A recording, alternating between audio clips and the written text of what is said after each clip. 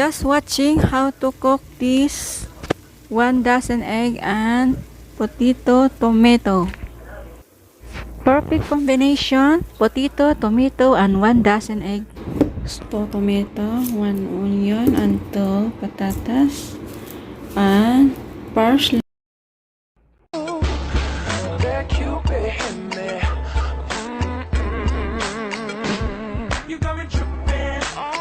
Hello mga palangga, magandang araw sa inyong lahat yan.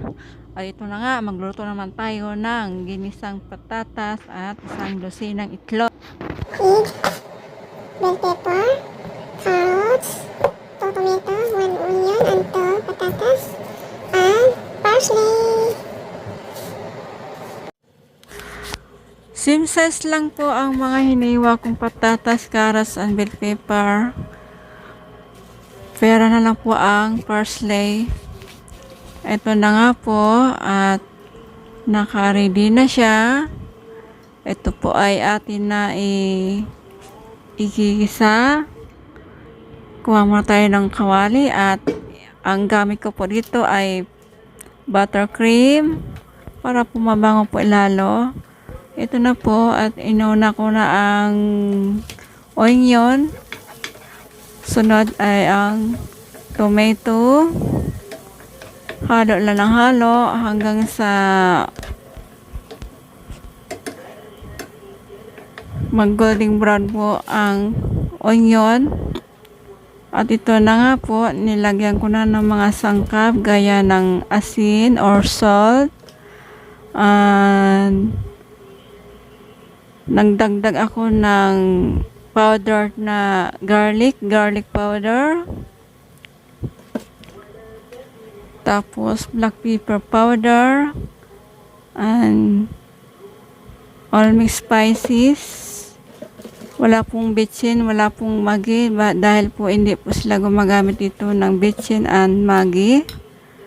Kaya ito lang po cumin powder and coriander powder. Kasi lahat po ito parang naman siyang may bitsin. Pag pinagsama-sama po ang mga sangkap na ito. Ayan na po, inahalo ko na siya hanggang sa ma-absorb niya ang lahat ng mga sangkap sa. At ito na po, sinunod ko na ang patatas dahil ito po ay medyo matigas. Kaya inuna ko na rin po. Pero sinabay ko na rin po ang carrots. Nagdagdag po ako ng tubig dito. Ang cup lang po ang dinagdag kong tubig. Tapos palambutin muna natin siya kasi ito po ay medyo matigas. Takpan muna natin. At ito na nga po, wala na siyang tubig at malambot na yung patatas. Isunod natin yung bell pepper.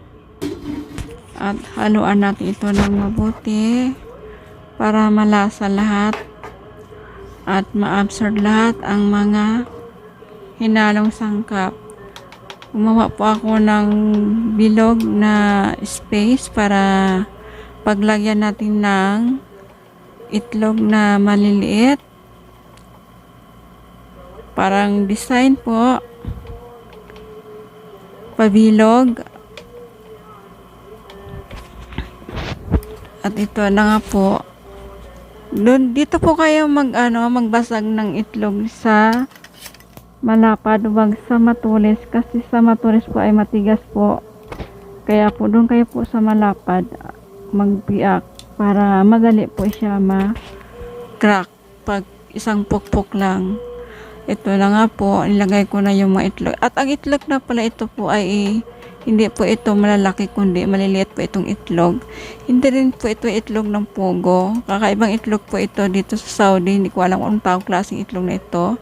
Kasi nakita ko po yung manok na pinanggalingan nito ay maliliit, hindi po lumalaki. At budburan natin ng kunting parsley. Kasi po medyo malangsa po ang itlog kaya nalagyan ko po ng parsley. At ito na nga po, luto na siya. Tapos kung meron po kayong platong ganito kalaki, kasi sukat lang niya.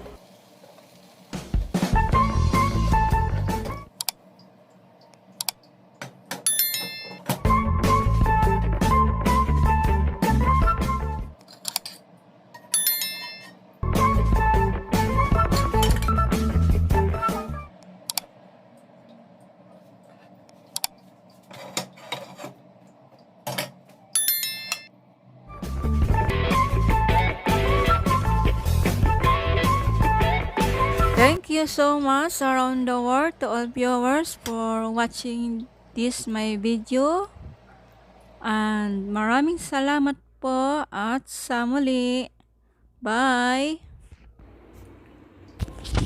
Please click subscribe, like, and share this my channel, Melrin OFW Live. And again, thank you so much. Bye!